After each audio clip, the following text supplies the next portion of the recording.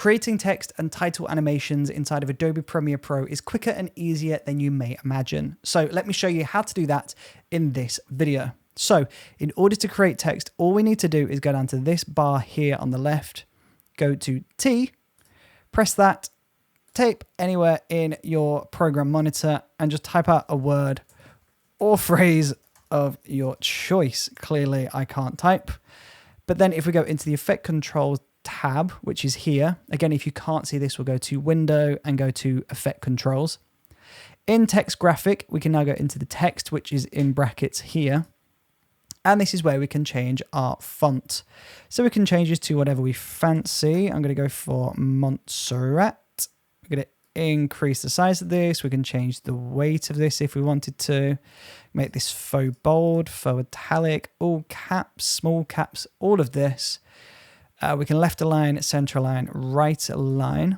I'm going to center this up. We can change the fill color if we wanted to. So we could go for a different color. And we could also add a stroke. And if you didn't know, a stroke is just the outline. So if we went for a black fill but a white stroke, you can see we get this outline effect. Now, of course, we dropped the resolution in a previous video. So I'm going to change the pause and the playback resolution to full so you can see this. We'll increase the size of this just so it's really visible. And as you can see, if we go into stroke, we can change the size of the stroke by increasing this number here. And you can change this from an outer stroke, so the stroke is on the outside of the letters, inside the letters, or center it up, so it's sort of between. I quite like that option. I think it feels more natural. Of course, we have the background option, so you can add a background in, which is great if you're doing captions. Just adding this background in just adds that separation. Or you could just do a drop shadow, so you could change this to any color you want. Let's go for white, just so we can see it. We can increase the opacity. We can change the angle of this. We can increase the distance, as you can see, like this. And then we can increase the size and the softness. So the softness is just essentially the blurriness. And there you go. It's giving us this nice glow. In this example, I don't like the way that looks, so I'm just going to turn that off. And then we can just center this all up. So center vertically, center horizontally, make sure everything is centered. As you can see, mine is not centered. So I'm just going to nudge mine down like this.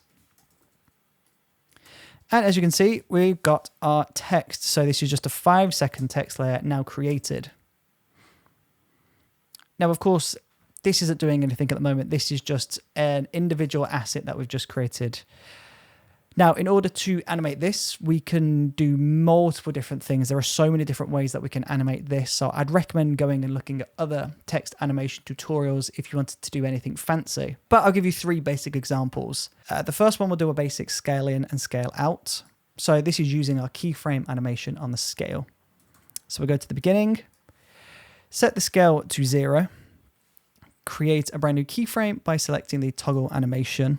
We'll go 4 frames to the right, increase that to 120. Then we'll go 4 frames to the right again. And we'll go back down to 100. And when we play this back, you can see it's animated in. And then to get rid of that, we'll just create a new keyframe on 100, 4 frames to the right, back down to 0. Nice. Perfect. Exactly what we needed it to do. A different option here is going to be a masking effect. So we're going to basically mask this on by using a feathered mask. So I'm just going to begin by decreasing the scale of this a little bit. There we go. That's more appropriate. Now we're going to go down to this option here, which is the object mask tool. We're going to hold on the left, go down to the pen mask tool or the rectangle mask tool. Either one works for me, but we're just going to draw a rectangle around this here. Like so. And from there, you want to go to the pen mask. We're going to right click and change this to an opacity mask. We're going to increase the feathering. As you can see, it's softening that edge. So with that feather now created, we're just going to go into the mask expansion. And as you can see, if we pull this down, you can see we get this really nice fade on effect by using the mask expansion. So we're going to go to roughly 1 second in time. Doesn't have to be bang on, just roughly. We'll go to expansion, create a brand new keyframe on the expansion, go to the beginning, decrease that number all the way down until the text disappears, which in my example is negative 532. Now when we play this back, you can see that is going to animate on, but of course this red glow is coming from the mask selection. So as you can see, you might be wondering, why is there a red glow coming from this? It's because the mask is visible. So if we just click off the pen mask option, just click on the timeline, you can see that's how this now looks. It's a nice subtle transition on. Now let's just delete that mask and let's give you a third option, which is just a basic wipe on.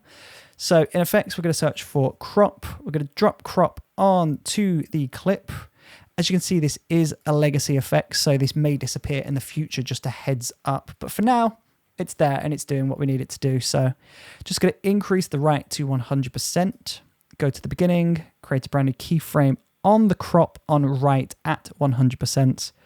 We'll go to where we want this to finish, which is around 2, and we'll decrease that down to 0.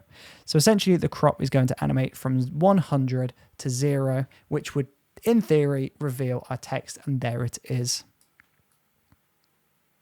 If you wanted to, you don't have to go up to 100. It's disappeared in my example at 74.1, so we could create the keyframe there, get rid of the first one, and it's fully revealed at 23.5, so we can just get rid of the 0. So we're technically now going from 74.1 to 23.5. And this means we can convert these keyframes to ease out and ease in, like we learned in the keyframe animation video. Ease out of that, ease into this. Looks a lot nicer. We can also do an edge feather on the crop now, which is a new feature. So if you go to edge feather, now you can see that's fully revealed, although it does mean that our first keyframe no longer works for us. This value, we need to increase that a little more. So we're going to go up to 78.1. Right click, ease out. And there we go. We've got this nice subtle wipe on effect using crop and an edge feather. So we've used the crop effect, the keyframe animation on the right value, and the edge feather just to soften that all up. And that's 3 different ways of animating your text inside of Adobe Premiere Pro. Like I said, there are loads of different text animation videos on YouTube and on other platforms as well, but this is the basics of how you create text and then animate that inside of Adobe Premiere Pro.